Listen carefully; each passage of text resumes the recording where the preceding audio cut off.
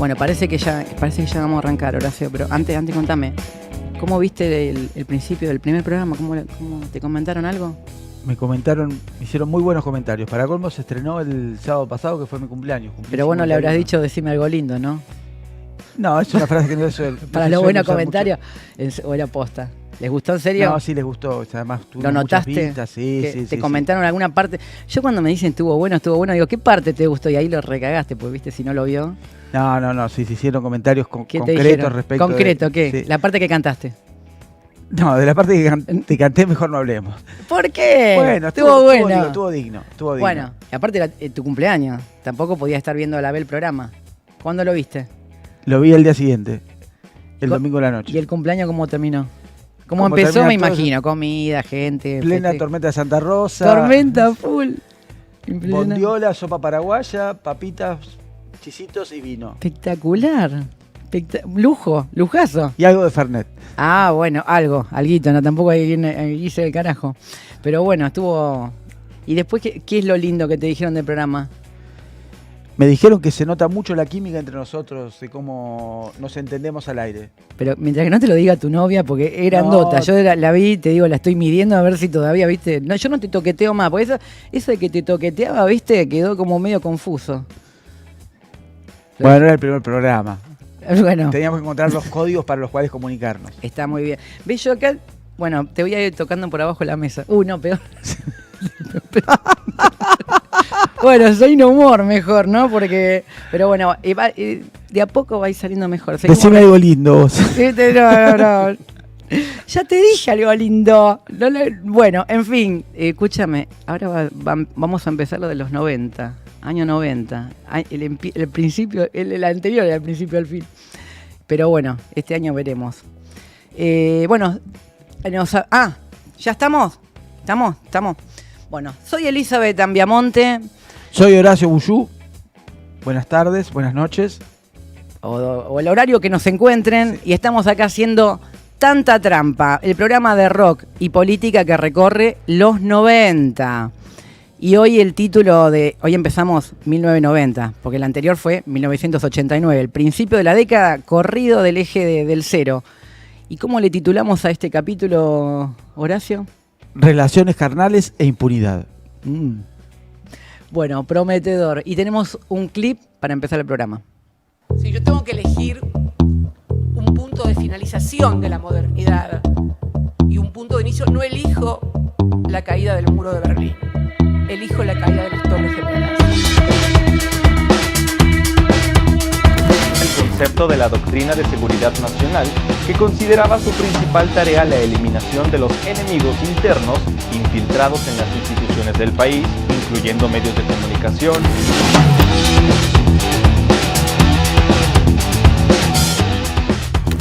Perú, levántate ahora y confía. Mi propuesta es honradez, tecnología y trabajo.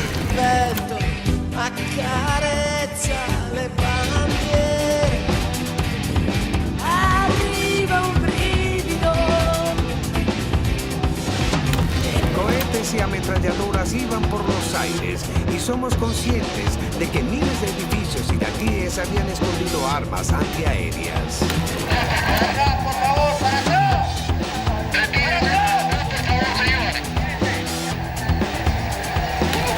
He firmado los decretos donde indulto a muchos militares y muchos civiles para que empecemos a reconstruir la patria.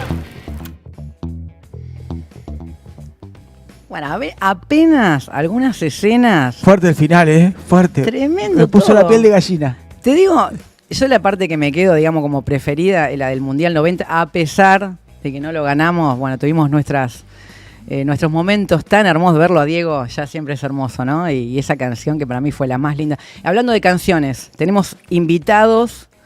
Tenemos acá a un músico y a un escritor sociólogo. Bueno, nos van a acompañar para recorrer este año 1990 y bueno, y vamos a ir y volver por la década. Él es músico, es además un tremendo militante de la cultura, ha sido, digamos, ahora vamos a ir recorriendo a lo largo del programa muchas de sus acciones. pero se destacan, bueno, haber organizado, ¿no?, junto con sus compañeros para formar, por ejemplo, la UMI, la FAMI, y en su momento también la militancia de la Ley Nacional de la Música, que dio origen al Instituto Nacional de la Música, que es el primer organismo que representa a los músicos, y él fue también presidente por 2 periodos de esto, y bueno, 1000 movidas más. Si yo sigo presentándolo, no lo vamos a decir, y él es Diego Boris, y lo tenemos acá. Bienvenido, Diego. ¿Cómo estás, Elizabeth? ¿Qué tal, Horacio? Y además somos amigos, además de todo eso. Por supuesto. Buenas tardes, Y compañero Diego. de labor. Compañeros de labor, la verdad que Diego se manda esas cosas rarísimas que hoy vamos a estar contando, entre ellas en plena pandemia sacar un programa, por ejemplo, que se da en la televisión pública que se llama Unísono, en el que músicos de todo el país pueden mostrar lo que hacen. Así que otra patriada más, Diego. Tal cual. Pero bueno, muy contento de estar en este programa, gracias Horacio, hablando bueno de lo que nos apasiona, música, relación con lo social, con lo político, así que... Bueno, ahora vamos a entrarle a esto así raudamente, pero tenemos otro invitado para presentar, Horacio. Sí, quiero presentar a Matías Cambiaggi, sociólogo, autor de 2 libros, uno de los cuales es el fundante de la idea de este programa. Me di cuenta. Se llama El Aguante, se los recomiendo a todos. Es sobre la década del 90, pero arranca en la década del 90 larga. Arranca en el 89 y termina en el 2001. Y va marcando en cada año un hecho de resistencia política y cultural, que él los irá contando después. Este año es el año en el cual se da el indulto, básicamente. Es el principal hecho. Él cuenta una historia muy hermosa en una escuela secundaria, que no lo voy a spoilear, así la cuenta él después. Y trajo libros, también es autor de otro libro que se llama Néstor, una representación construida desde abajo, que también lo tenemos aquí. Así que bueno, bienvenido, Matías. Muchas gracias. Gracias a... ¿Estuvo bien la presentación? Perfecto. Ahora me enteré por Diego que puedo pedir derecho de autor por lo de Sadaic. No, muchas gracias. ¿Por qué hiciste una canción también? No, por lo del libro y el programa. Ah, bueno. No me obligues a contarte los chistes, porque si no, no avanzamos. Tenemos que ir a derecho de autor, entonces. Claro, porque la gente se va a confundir y todo el que hace un libro va a ir a Sadaic y ¿sabe qué? Le van a sacar un boleo en el orto, pues nada igual que ver. Si haces libro no vas a sacar plata, así que no pasa nada. No, bueno, pero algo debe haber, porque ya sacaste ¿cuántos libros? Y unos cuantos. Oye, ¿viste? Sí, hay algo ahí. Algo se gana. Algo se gana, por ahí la gira, no sé. Los que no somos músicos queremos ir de gira como sea. Vos sacás libros y te vas de gira. Gira es también con el libro. Sí. Hacemos charlas, nos juntamos con gente, que es la idea de la gira. Digamos. Totalmente. Bueno, y esto de la década del 90 que lo blanqueó finalmente. Yo estaba esperando este momento, que confesaras, Horacio. Que le robé la idea. Que le robaste la idea asquerosamente me inspiré en él, en realidad. A Matías. Y bueno, esto quedó ya registrado, ya está. Ahora sonaste, vamos a tribunales. De acá a tribunales. Igual me gusta también empezar un poquito con esto, que lo traemos hoy porque vimos algunos paralelismos en algunas acciones de gobiernos, pero con un contexto diferente. Alguno también, desde el marxismo, podría decir que lo que primero se da como tragedia, después se repite como farsa, ¿no? Y un poco parecería una remake. Y te quiero preguntar un poco eso, Matías. ¿Qué puntos de contactos ves entre lo que estamos viviendo hoy y aquellos 90 que empezaron en el 89? Y mirá, yo parto de esta idea, que en realidad está esta cosa en el aire de que vuelven los 90, ¿no? Sí. En realidad es que nosotros tenemos esa herramienta para interpretar lo que pasa, ¿no? En realidad esto mucho no tiene que ver con los 90 porque es otra historia. Somos nosotros distintos, los pibes son distintos, el smartphone era otra vida, nosotros salíamos sin teléfono. Más vale que se pueden establecer un montón de comparaciones, pero solamente como una primera entrada para ver la época, ¿no? A mí cuando me contó Horacio lo del programa me pareció que está fabuloso si lo pensamos, como lo piensan ustedes, no desde la nostalgia, sino del vínculo de los 90 con el presente, a ver cómo charlamos, cómo inventamos esa charla, digamos, ¿no? Y bueno, ahí hay mucho material para pensar, no sé. Una primera, ahí estaba viendo el informe. Yo cuando esto se transforma en el bar acá no se coge, me paran y Sí. y hacemos otra cosa. Está mal lo de la previa que hacemos en el bar porque hablamos demasiado y después, ¿viste? Y Horacio se come todas las medialunas. Sí, se come todas las medialunas. Horacio es terrible, vos le das una media luna y saca la mano. Me pedí 4. Ahí va, claro. Eran 4 nada más. Nada más. Muchos, media docena. No, hay una diferencia grosa, que es que en los 90 era el nuevo orden mundial, ¿no? Ahí aparecían las imágenes de la guerra del Golfo. La primera cuestión es que se cae el muro, que en realidad se cae en el 89, ustedes lo trataron un poco el partido, el programa anterior, sí. Pero es en noviembre, sí. O sea que empieza a trabajar la subjetividad más en los 90, sí, sí. ¿no? Como esas imágenes de la gente rompiendo las piedras, qué sé yo, y bueno, y todo lo que eso significó en el avance del mundo. Esa guerra televisada, se televisó, tiene un chiste para personas con andador, como Brigada A, ¿no? Porque se vuelcan las camionetas, hay tiros, pero no se muere nadie. En las a los imágenes, chicos ¿no? les mandamos un link para que entiendan de qué hablan con Brigada. Es una guerra televisada, pero donde no se muestran los muertos, claro. ¿No? Y es como podríamos pensarlo como los vínculos ahora con las redes, ¿no? Donde uno se putea con el otro, habla cualquier cosa y parece que eso no tuviera ningún efecto en la realidad, cuando claro. Sabemos que sí, ¿no? Y hoy vivimos un momento distinto, donde la hegemonía de los Estados Unidos está en discusión, ¿no? Y bueno, a partir de ahí podemos ir. Está en discusión como país, pero sabemos que los poderes reales atienden en todos esos lugares y en cuanto al contexto diferente, por ahí hay otros medios, pero me parece que siempre está la necesidad de comunicar alternativamente, y hay una palabra que vos usas mucho en tu libro, y acá también tenemos a Diego que también la usa, me parece que es como un lugar común entre los dos, que se llama resistencia, ¿no? La palabra resistencia, que vos también, Diego, bueno, si bien digamos por ahí el germen viene un poco de la historia de tu hermano, ¿no? De Gabriel, que fue como músico independiente, como músico con discográfica, digamos, el gran dolor de ser apartado, y bueno, ahí me parece que eso tuvo que ver mucho con tu recorrido en la independencia, ¿no? Y con esto de resistir desde la independencia, y en los 90 vos ya estabas como armando este camino que, bueno, hoy te encuentra, por suerte, airoso. Pero contanos un poquito cómo fue esto, qué estabas viviendo en los 90 con respecto a esto de la resistencia. Y la verdad que justamente teníamos un grupo que llamaba Diego Boris y la Resistencia, y resistir para construir, siempre fue como ese lema, no la resistencia solo para perder lo menos posible, sino al revés, como para ver desde qué lugar se pone un borde y avanzar en nuevas conquistas, ¿no? Y eso, los 90, claro, como bien decía recién Matías, se mostraba una guerra que no había víctimas, porque habían aprendido lo que pasó en Vietnam, justamente. Claro. El consenso de la gente mostrar las víctimas generó un frente interno muy fuerte que a la larga terminó generando la pérdida, entre comillas, claro, de la guerra. Y los 90 muy paradigmático, como bien también señalaba Matías, el 89 fue el inicio de algo que se fue dando en los 90 políticamente en la Argentina, claramente. Pero también es cierto que fue un momento de siembra, en términos de que se veía, los que por lo menos teníamos alguna idea de lo que estaba pasando políticamente, la posibilidad de empezar a juntarnos, a organizarnos. Empiezan los medios de comunicación alternativos también se empiezan a juntar, se empiezan a armar esas organizaciones de medios alternativos. Como medios alternativos te referís a radios comunitarias. Radios comunitarias, los canales, si bien las radios comunitarias empezaban al final de los 80, los canales de televisión, uno recuerda algunas primeras emisiones del canal 4 de San Martín, en los 90, justo en el 90. Había como canales locales. Claro, y uno también estaba participando de esto, Estudios México, que dice producción y distribución de materiales de audio y video destinados a medios alternativos de comunicación social, o sea, años 90.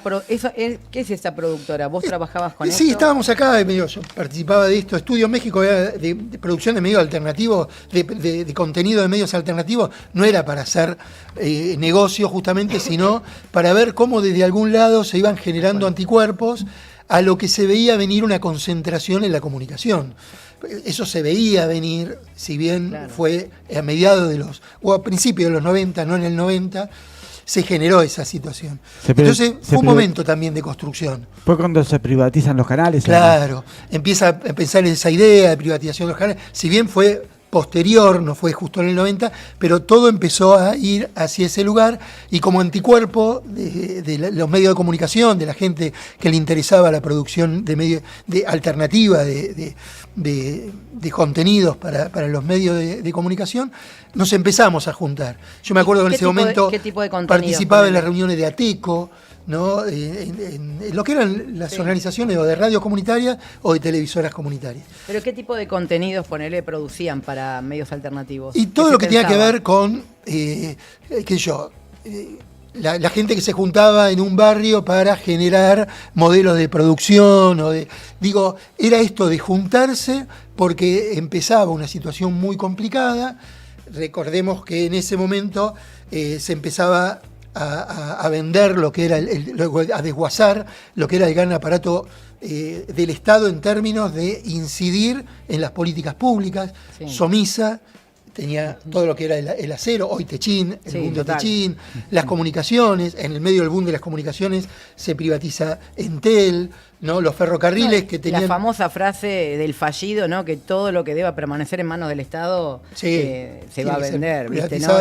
Se desguaza lo que era la red ferroviaria, con conflictos, ¿no? Sí. Pero también ahí empiezan a surgir anticuerpos, ya sea en la sociedad para organizarse y poder transmitir sus experiencias.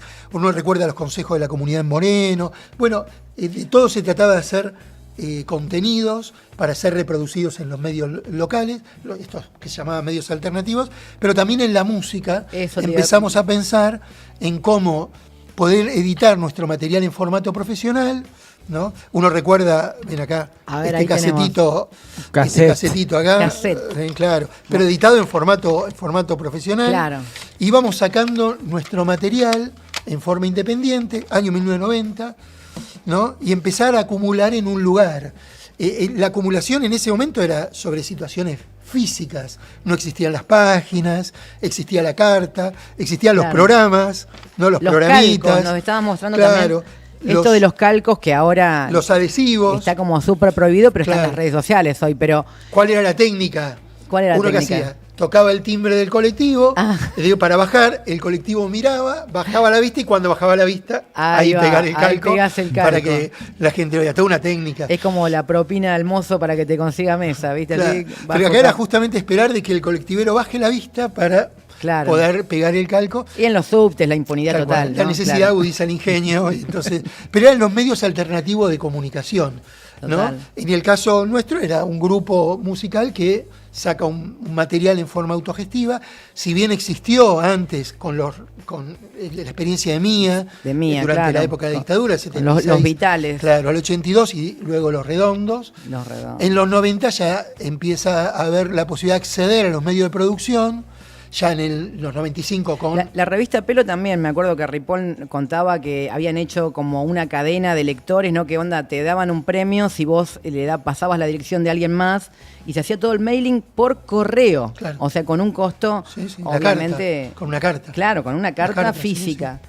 ¿Ustedes llegaron a hacer también entregas domiciliarias? Sí, claro. Todo en ese momento todo el mundo era físico, presencial. Claro, pero también había que agudizar el ingenio. Por eso cuando uno muestra a veces estas cosas, ven, esto es un programita. Mortal. Esto se daba en los recitales, pero ¿qué tenía? Publicidad, justamente. Sponsoreado. Y era parte de... Movicom. Movicom en ese momento. ¿no? Lo que era...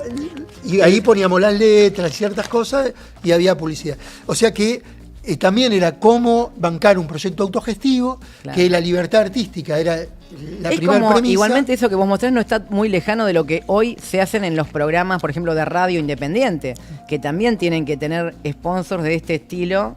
Igual Movicom era un super sponsor que tenía como... Sí, la verdad que no me acuerdo cómo llegó eso ahí, impresionante. Tal vez puede haber sido como para ponerlo para que otro ponga. Claro, un llamador. Un llamador.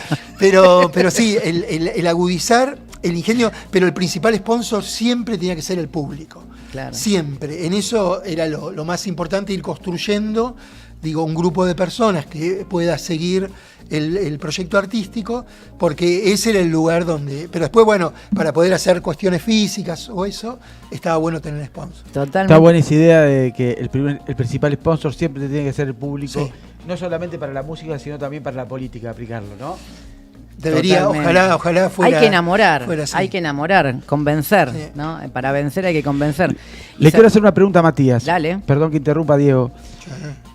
Una cosa, primero un hecho que a lo mejor en el informe aparece muy de costado, que es la derrota del sandinismo en Nicaragua, que fue más allá de la caída del muro de Berlín y la asunción de Menem, fue como la frutilla del postre de una sensación así que tuvimos muchos militantes populares de, bueno, si se perdió la revolución nicaragüense, las elecciones, es como que en realidad hay un clima de derrota bastante generalizado. ¿Cómo viviste vos eso? Y que cuentes un poco la experiencia esta que contás en el libro de la escuela secundaria en la cual se discute la cuestión del indulto. Bueno, me parece que lo de Nicaragua hay que entenderlo en el marco de lo que estábamos hablando al principio, ¿no? De la caída del muro, ¿no? La caída del muro implicaba, y hubo un montón de académicos que lo decían, del fin de la historia, el fin de las ideologías, ¿no? El concepto era, se cayó el muro porque fracasó la idea del socialismo como proyecto. Hay una sola forma de vivir y la va a manejar el mercado. El mercado es el que va a poner orden sobre esto, ¿no? Entonces se acabaron la necesidad de guerra, de compromiso, etcétera. La revolución nicaragüense, después de ser asediada durante muchos años por los Estados Unidos de distintas formas, ¿no? Ese desgaste y la falta de apoyo de afuera, digamos, lo llevó a tener que resolver la situación, ¿no? Igual no es que fue una cuestión fácil, creo que en su momento Fidel decía que tenían que seguir, pero bueno, ellos deciden hacer las elecciones y el resultado de las elecciones, que fue una derrota, ejemplificó que había el desgaste de la sociedad propio de años de guerra, ¿no? También en Salvador, el Farabundo Martí, una contraofensiva. Fujimori también. Claro, pero el Farabundo Martí era una organización vinculada fuerte al PC, decide ir para atrás porque no había condiciones y no había, sobre todo, un horizonte hacia dónde ir, ¿no? Piensen que de repente te dicen, esto del socialismo no va. Y en esa volteada no solo cayó el socialismo, sino también lo que no iba era el proyecto peronista, ¿no? Claro. Esto del estado de bienestar o la comunidad organizada eran cuestiones también del pasado. Es como que la conciencia de clase me parece que es lo que entró en crisis y se cayó, digamos, con esto. Yo no creo que se haya, digamos, terminado las ideologías, sino que, bueno, se impuso un modelo. Obviamente mucha gente siguió creyendo en esta posibilidad, digamos, de otra forma de... Pero bueno, al verse la realidad, ya muchos estaban también como muy hartos de este enfrentamiento que en muchos casos... Bueno, la Guerra Fría fue tremenda y, bueno, la separación, el muro es simbólico y físico, ¿no? De separación. Es una grieta real. Denme 2 minutos. Digo esto. Ahí en el libro... Yo hablo de una militancia huérfana, ¿no? Porque el contexto de la caída del muro y de la derrota del socialismo realmente existente, como le decían, claro, vino de la mano de bajar las banderas de los partidos populares, ¿no? Tanto el PJ como la UCR decidieron aplicar el modelo neoliberal. Eso lo dice Cristina siempre, sí, ¿no? No es que estoy inventando nada. Y buena parte de la CGT el también. Famoso consenso de Washington. Y el consenso de Washington era la receta que venía de afuera de abrir el Estado, abrir el achicar el Estado, abrir el comercio, etcétera, vender todas las empresas, las empresas, ¿no?, públicas. Entonces, en esas condiciones no había referencia como hubo en otras etapas, ¿no? En la resistencia peronista, en los 70, ¿no? No había un líder, no había un proyecto, y ahí surge una militancia. Había había trabajadores, estaba la CTA, que se había fundado hace poco, con el concepto de ir a los barrios, ¿no? A buscar los trabajadores, porque daba cuenta de que los trabajadores ya no estaban solamente en las fábricas, ni mayormente. El MTA, el Perro Santillán, y después empiezan a surgir un montón de microexperiencias, como la que dice Diego, que es parte de toda esa multiplicidad, contexto, ¿sí?, que va creciendo. Entonces, hay una primera cuestión que viene al caso. Cuando hablamos de resistencia o del aguante, ¿no? Está esta mirada que muchos dicen, bueno, bajar el lomo y decir, me banco lo que venga, espero.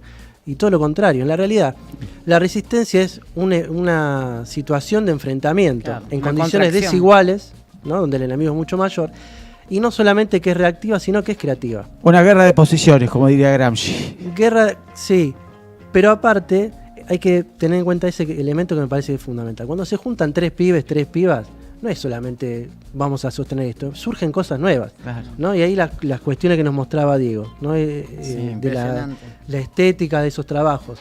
Y en todas las áreas, los fanzines de los chicos, las murgas, las letras, las bandas de rock, y bueno, todo eso se fue transformando en demanda que después hizo propio el gobierno de Néstor, ¿no? Pero surgen de ahí, de un caldo de cultivo que fue generándose creativamente, ¿no?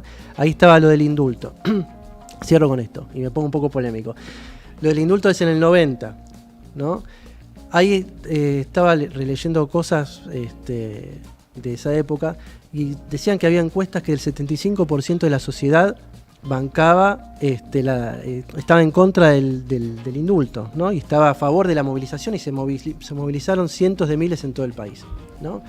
Durante los 90 los derechos humanos están hermanados a la lucha política. De hecho, en el 96 se cumplen 20 años del golpe y ahí el movimiento social pega un salto en la calidad y en la dinámica. Y después, durante los 2000, es la principal herramienta de Néstor. Entonces, a esto me refería con ponerme polémico. Cuando Moreno dice lo de Villarruel, la Pavabueno Villarruel, en realidad no solamente que está mal porque son genocidas, ¿no? No solo que está mal porque no hay dos demonios, sino hay uno solo y ya está charlado por la sociedad, porque hubo robo de bebés, asesinato, terrorismo. Por la inequidad de fuerzas. Porque es el Estado y son delitos que no prescriben.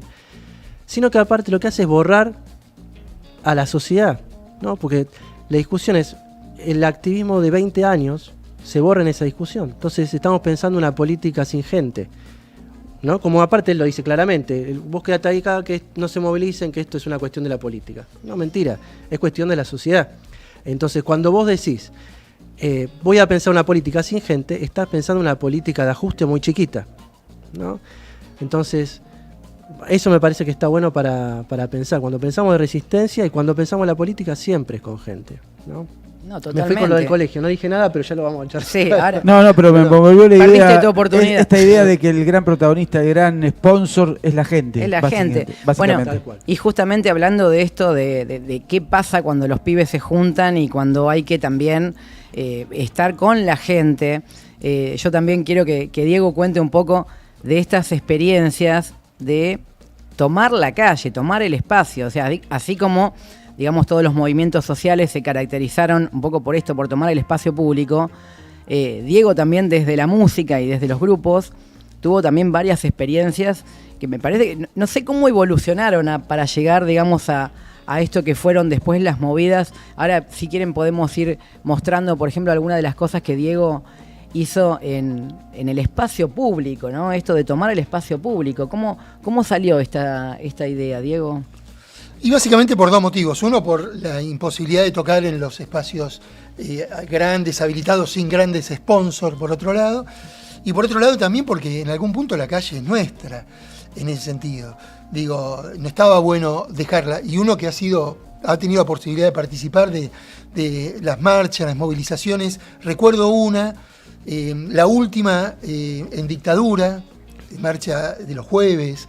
Tremendo, fue un hecho cultural, social, político tremendo, de ver toda una sociedad, uno por tener conocidos de personas que habían tenido familiares que desaparecieron en la dictadura.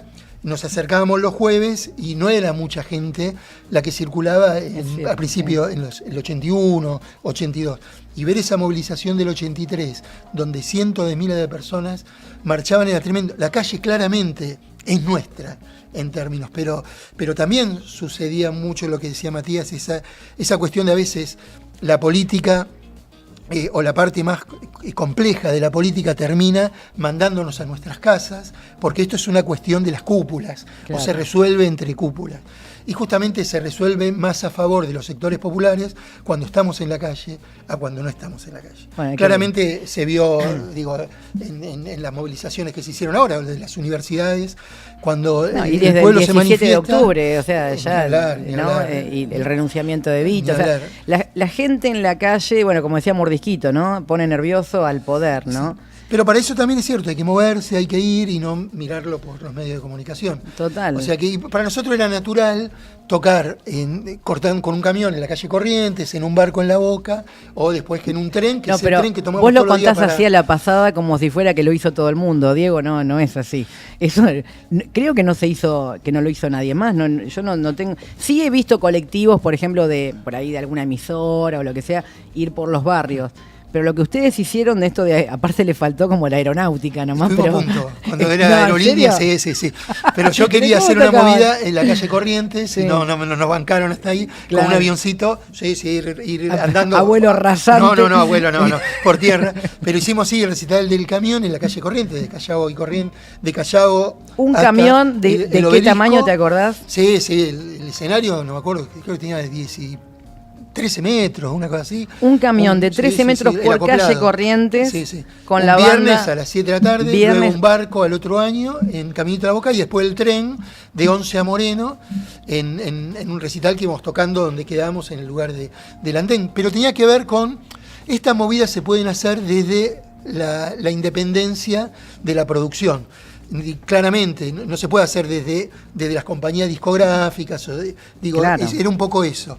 Y después trasladamos a la gráfica, yo les mostraba el casetito en una gráfica, lo del tren. Que es esto mostralo, por favor. Estamos mostrándolo a cámara, que es justamente llevar esta idea desmesurada del arte en un proyecto gráfico. Esto está buenísimo que lo muestres porque, bueno, la semana pasada hablábamos con Rocambole de el primer disco de Los Redondos hecho con sobres así como de manera artesanal y todo. Y esto tiene una faceta artesanal, hay una faceta industrial. Vos mostraste incluso, es como que la cosa técnica te fue acompañando, ¿no? Arrancaste con fotocopia color. Esto ya es imprenta, pero el troquelado.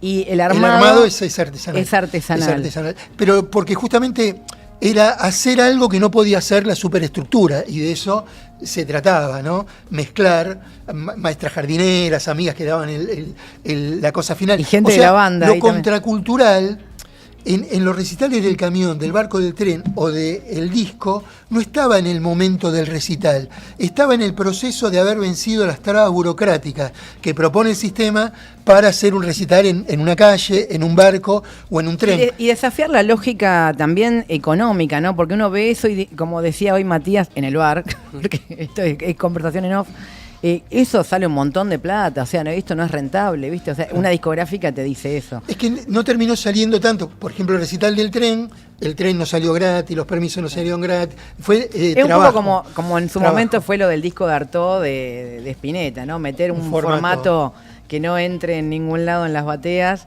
Y lo del barco y todo. El barco también salía de ahí de Puente Avellaneda hasta Caminito, ahí tiramos ancla. Vino Cantilo en un bote pidiendo permiso para tocar. Es un poco los Beatles en la azotea también. Todo viene de ahí. Todo viene de los Beatles. Todo viene de los Beatles. Quiero interrumpir un cachito respecto de esto que estás diciendo, porque justamente esto, ¿no? Durante los últimos años se ha discutido mucho respecto de la correlación de fuerzas, ¿no? De que es muy difícil modificar la correlación de fuerzas. La correlación de fuerzas se moviliza en tanto y en cuanto la gente participe. Si no, no hay posibilidad de modificarla. Con la gente en la calle, con la gente generando colectivos, generando iniciativas independientes, es como se modifican las correlaciones de fuerzas. No se modifican porque la gente venga sola. Hay que participar, hay que ser activo y hay que estar presente todo el tiempo en esas iniciativas.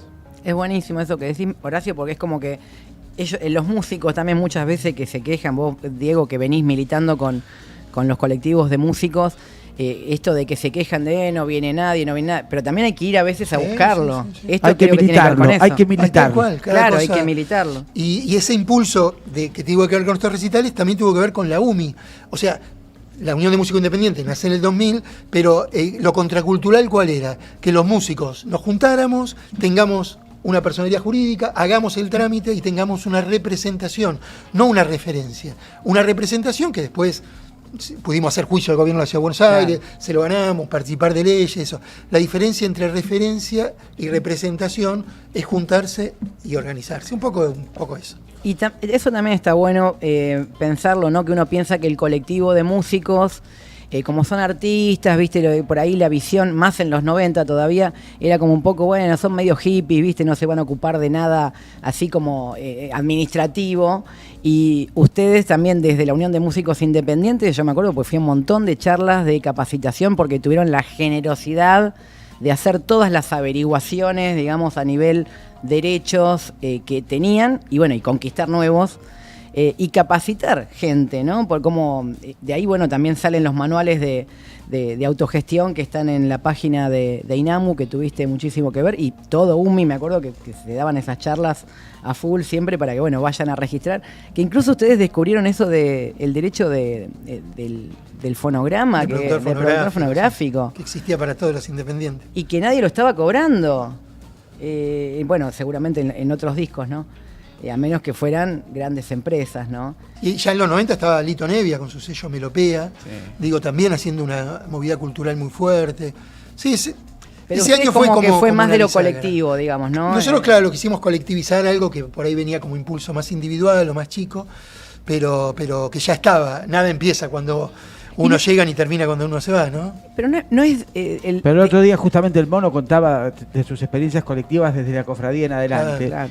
Y nosotros podemos hablar de este presente en el cual la experiencia colectiva todavía está por construirse. Sí, total. Y de todas esas experiencias colectivas que nos preceden, desde el 7 de octubre, la revolución del parque, etcétera. El campo popular se constituye con participación colectiva, no sin ella. Y hay una historia tremenda. Bueno, por eso tenemos acá un historiador que puede, escritor, testimonial. A mí me parece que lo que es importante es que tenemos que volver a hacer la experiencia de encontrarnos. Sí, total. ¿no? Porque tal vez antes estaba dado. Nunca, no lo digo desde la nostalgia ni de cada tiempo distinto, pues en los 90 fue contracorriente, tal vez en los 70 era una ola que militar eran todos, durante los 90 había un frío importante y era igual contracorriente. En los 70 había como una separación también de lo que era militancia, de lo que era, por ejemplo, músicos y todo eso, medio que había como carriles diferentes. Pero paralelos. Sí, paralelos. En un punto, tal vez en otro momento sí. Eran juventud. Pero había un empuje hacia adelante, ¿no? Sí. Eso se rompió cuando se rompió la idea del progreso en general, ¿no? Pero se mantenía esta cuestión que implicaba lo que estábamos hablando con Diego. Cuando vos vas y pegás una calcomanía en el colectivo, hay complicidad y compromiso con un proyecto, ¿no? Y es una cuestión que ahí se van juntando las comunidades, ¿no? Hoy las comunidades, lo que tenemos que reflexionar es que las comunidades se arman a partir de la puteada y que es algo que creo que decía Pepe Rosenblatt, sobre subrayar las diferencias, ¿no? Sí. Y vos a partir de eso querés construir una comunidad, pero es una comunidad chiquita, ¿no? Es una comunidad que ni siquiera tiene el concepto que decía Iván Noble de los barrios pueden ser trinchera cuando la guerra viene en frasco chico, porque no se plantean ninguna guerra, ni siquiera la chiquita, ¿no? Y vos en ese sentido, en tu libro, en El Aguante, contás esto, ¿no? Algunas historias que parecen pequeñas, pero que funcionan un poco en ese contexto de lo que estamos contando, ¿no? De todo lo que pasaba en esos años. Y te insistió mucho, Horacio, que cuentes algo de los 90 que tiene que ver con el Colegio de Caballito. Sí, lo tiro cortito, pero es cuando se hablaba del clima de la época respecto a los indultos, ¿no? En el Nacional 17 en un momento había una chica que era hija de desaparecidos, que fue la primer restituida, ¿no? En el Nacional 17, y uno de los profesores, no me acuerdo qué carrera, de qué materia, le dice... Música. Leí tu libro. Lo leíste más que yo. Lo leí, yo no me acuerdo. Lo tengo fresquito. Bueno, le dice nada, los desaparecidos... Encima de música, tristísimo, por eso también me acuerdo. Horrible. ¿No? Andá a buscarlo, los tienen que ir a buscar al río. Le dijo eso. Dios mío, sí, un horror. Los compañeros, ¿no? Lejos de estar en la suya o mirar el teléfono, fueron arrinconando. No había celulares. Por eso, bueno, pero me refiero a que se sintieron interpelados por esa situación. No es que les parecía ajeno. Los 70 y los desaparecidos, ¿no? Estamos hablando de 1990. Y lo arrinconaron, tuvo que salir, y durante todo el patio, que cuando se fue, le tiraron cosas, lo escupían, qué sé yo, tuvo que renunciar al colegio, ¿no? ¿Qué es lo otro interesante, aparte de eso, de medir el estado de la subjetividad de los pibes? Que eso, después, a la hora, un año después, unos meses después, en abril, pasa lo de Walter Bulacio, ¿no? Y ese cole ya estaba activado y era dinámico. Y fue uno de los pocos colegios que arrancó con la multiplicación de solidarizarse y dinamizarse a partir de lo de Walter, ¿no? Y a partir de ahí volvió a crecer el movimiento estudiantil secundario, ¿no? Quizás hayan sido también otros brotes en distintos lugares del país, pero bueno, por ahí uno no llega, digamos, a conocer todas estas experiencias, pero me parece que está buenísimo rescatar que esto sucedió también, o sea, en ese contexto de,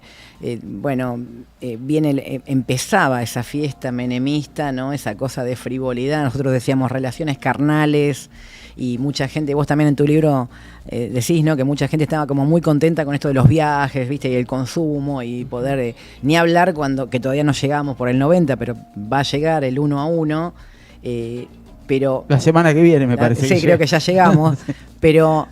Igualmente el contexto de que se pueda hacer eso tiene que ver con que venía todo esto pasando, así como, bueno, cayó el muro de Berlín porque también venían cosas.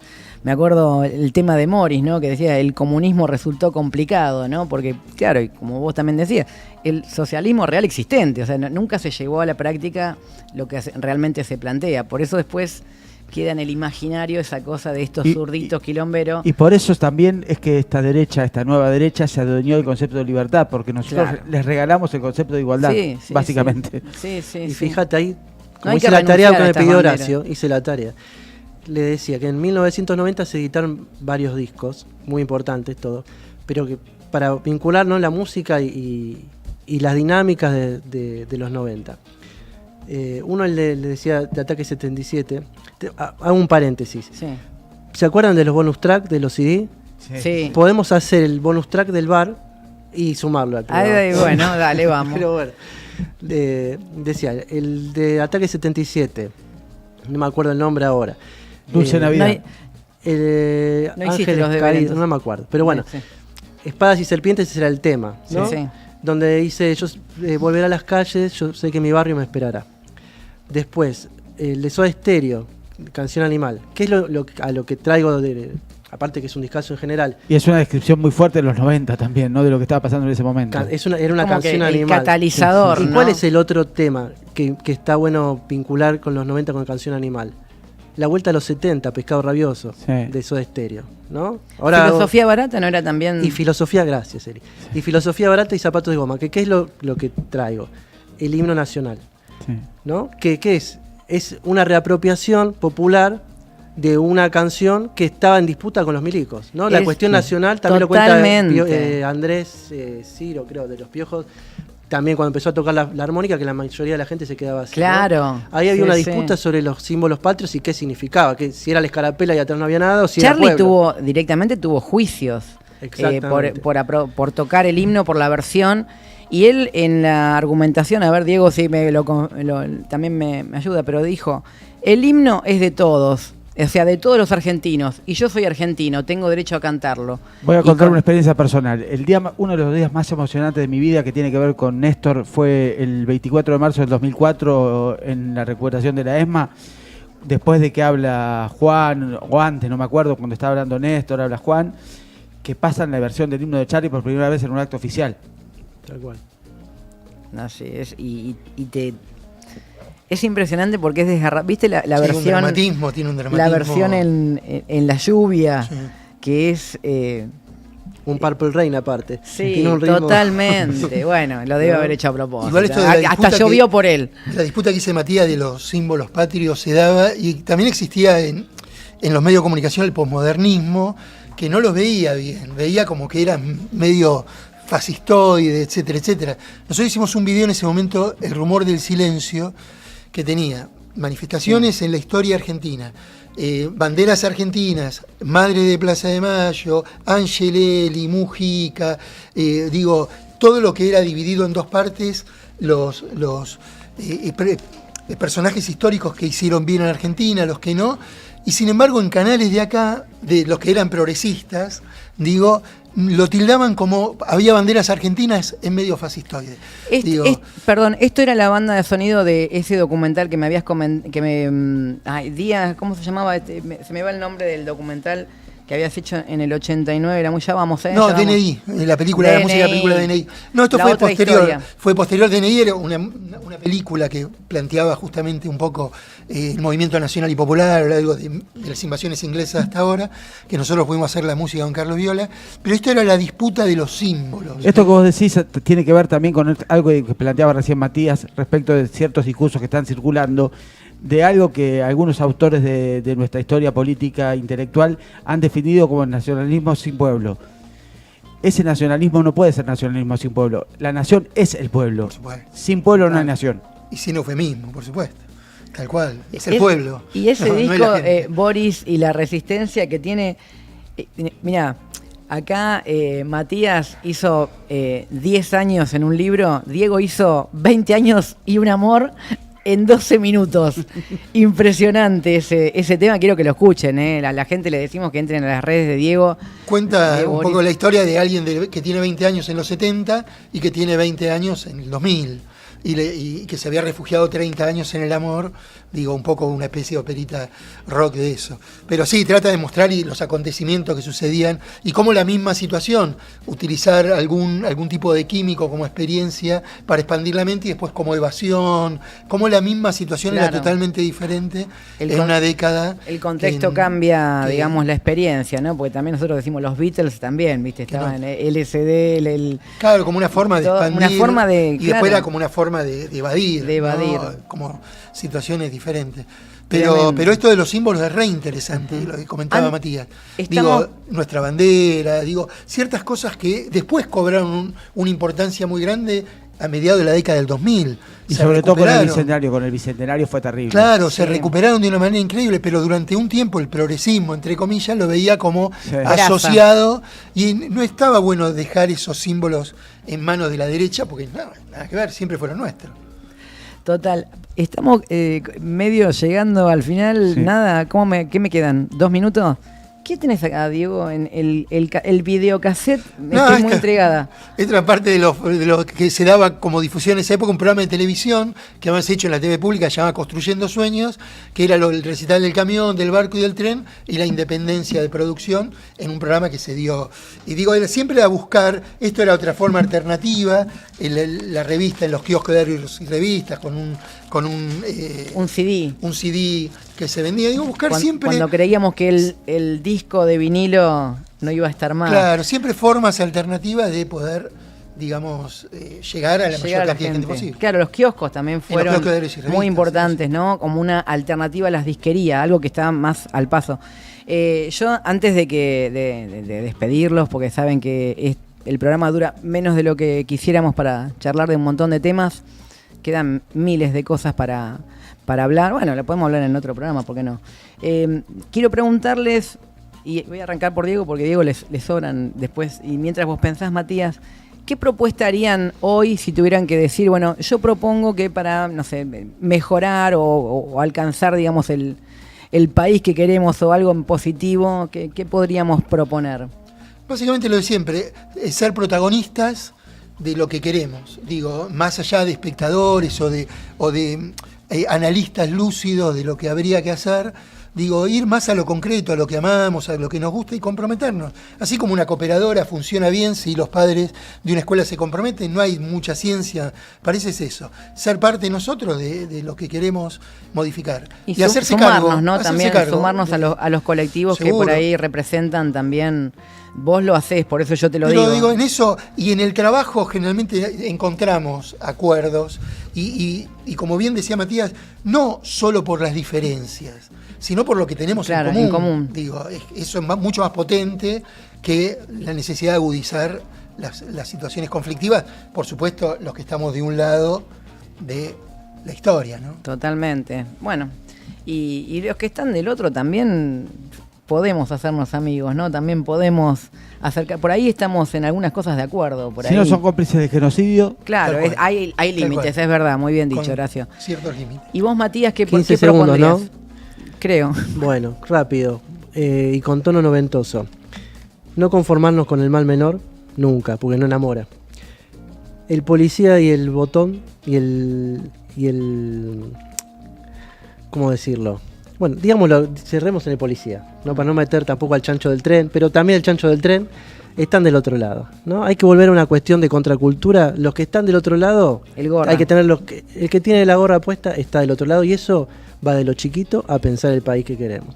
Total. Bueno, la verdad que un placer. Un placer. Muchísimas gracias a ambos, Diego, Matías. La verdad, un lujo tenerlos acá con nosotros en nuestro segundo programa. Pido un aplauso para ellos, por favor. Vamos. Bueno, ¿cómo estamos de tiempo? Nuestro productor acá, Juan Carlos, ¿qué nos dice? Vamos a ir a un videíto, bueno, y mientras también les recuerdo que se pueden afiliar a la comunidad organizada más grande del país, que es EVA TV. Estamos en todas las redes y este programa lo pueden ver estrenado los sábados a las 22 horas, pero después también se puede ver toda la semana, queda ahí como todo stream. Y nos pueden buscar también en redes. Tu Instagram. Mi Instagram es horacio.bauchows. Ese es mi Instagram. Bien, y el mío es, ahí lo van a poner en pantalla, bueno, @Eli_Ambiamonte. Y a los chicos también los pueden buscar. Diego Boris está en Instagram. Sí, en Instagram. No en Facebook. No, si hay Facebook es... No tengo. Y aprovecho también para mandar un saludo a Luis Brunati, que fue el director de DNI, que fue muy importante en lo que fue la política. Está en YouTube. Y está en YouTube. Digo, Luis Brunati uno aprendió muchísimo de él, y fue director de DNI. Está con medio mala calidad, pero se puede ver en YouTube esa película, así que búsquenla. Matías, ¿querés dar tus redes? No, Matías, que busquen. Y que busquen toquen los el libros. timbre. Toquen Matías Cambiaggi. Bueno, vamos con un videíto y seguimos para un momento musical. Ya se viene Machi Carreras. Machi. Yo hago los coros. Ahí va.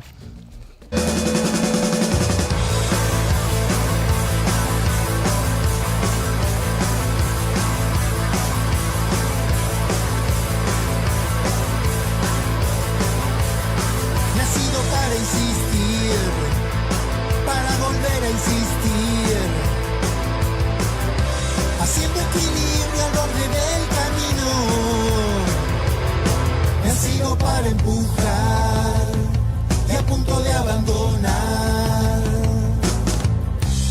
justo cuando la pared se mueve.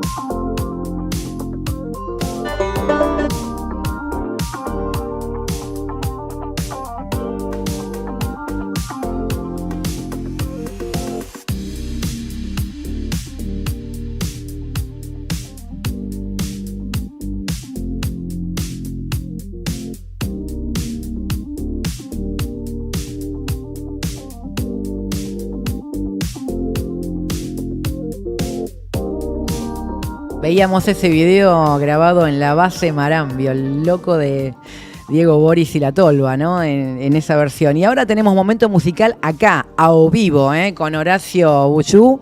Y viene acá, se suma Machi Carreras, bienvenido. ¿Cómo les va? ¿Cómo le va Machi con su banjo? Vamos a hacer Canción Animal. Canción Animal. Este año tan terrible. Pero pará que vamos, ya que estamos, le difundimos un poquito a Machi músico.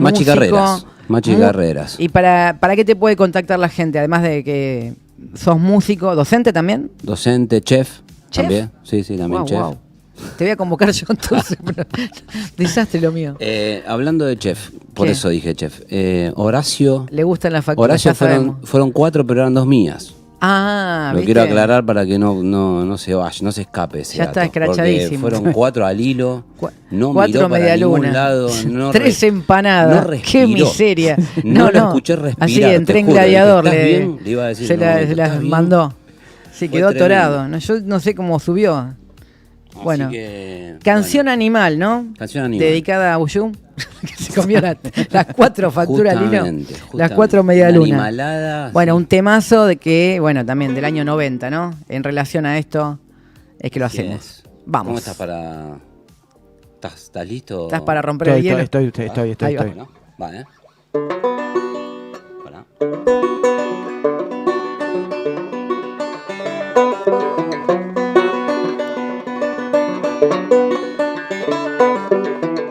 Hipnotismo de un flagelo, dulce tan dulce.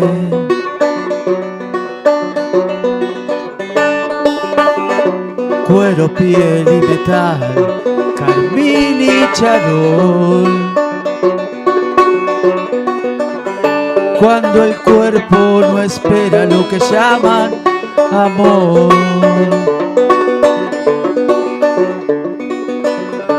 Cada lágrima de hambre, el más puro néctar. No hay nada más dulce que el deseo en cadenas. Cuando el cuerpo no espera lo que llaman amor.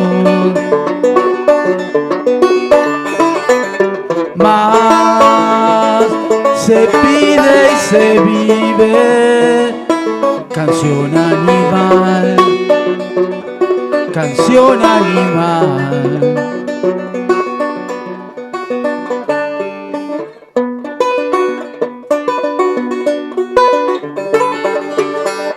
No me importan las palabras, que mires mejor. Cuando el cuerpo no espera lo que llaman amor. Más se pide y se vive. Canción animal, canción animal.